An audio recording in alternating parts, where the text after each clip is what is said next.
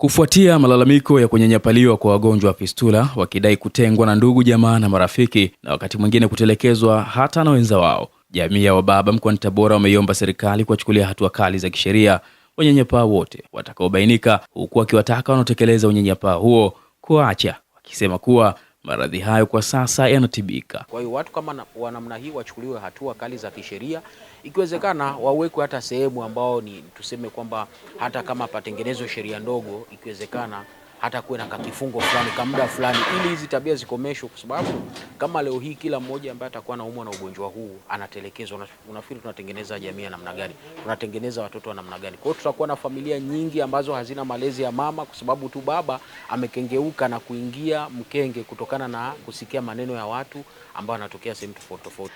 Kama mmekubaliana kuvumiliana katika shida na raha, so issue kumvumilia mtu katika ile hali.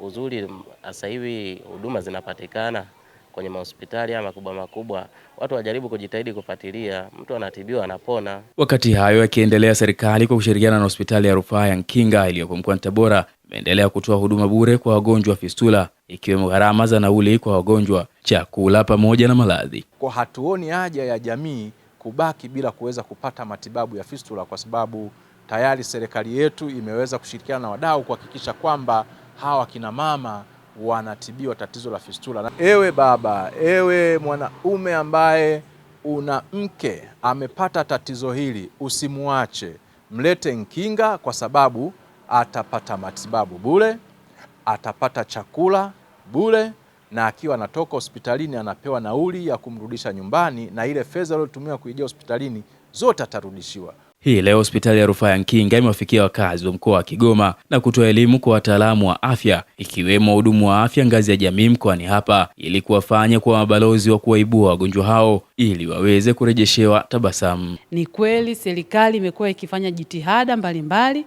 kuhakikisha mama haoni haya kupata hizi huduma, na ndio maana huduma ni bure. Maana yake mama huyu naye hatakiwi kufanyaje? Kutengwa. Tunatarajia CHW ulioko hapa kwa kushirikiana na timu ya wilaya katika kuhakikisha wamama wanaibuliwa, wanaunganishwa na hizi taasisi zetu ambazo leo tuna moja wapo ni Nkinga hospitali, ili waweze kupatiwa hizo huduma badala ya kujificha. Sisi kama hospitali tunaamini kwamba tuna nafasi ya kufanya.